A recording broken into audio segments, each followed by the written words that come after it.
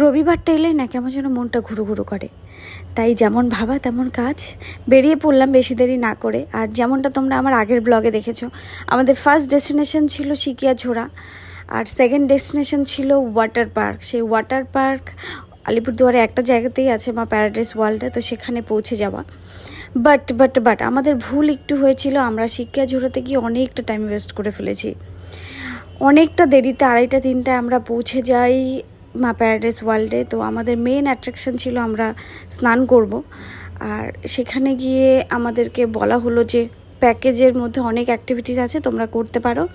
But ভুলটা এটাই ছিল যে আমরা অনেকটা দেরি করে গেছিলাম, তাই সমস্ত অ্যাক্টিভিটিস করে উঠতে পারিনি।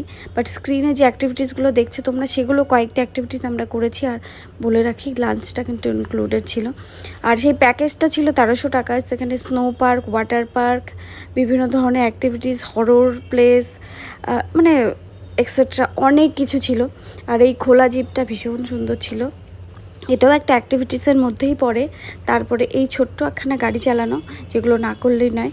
আর সব শেষে আমাদের যে মেন অ্যাট্রাকশান, আমরা স্নান করব বলে বাকি আর কোনো অ্যাক্টিভিটিস করতেই পারিনি, না হলে 5:30টায় ওয়াটার পার্ক বন্ধ হয়ে যেত। আর স্নান করার পরে খাওয়ার জন্য অপেক্ষা করাটা কতটা টাফ ভাবো তো। এখানে আমরা সেটাই করছিলাম। বাই দ্য ওয়ে, লাঞ্চে ছিল ফ্রাইড রাইস আর চিকেন কষা,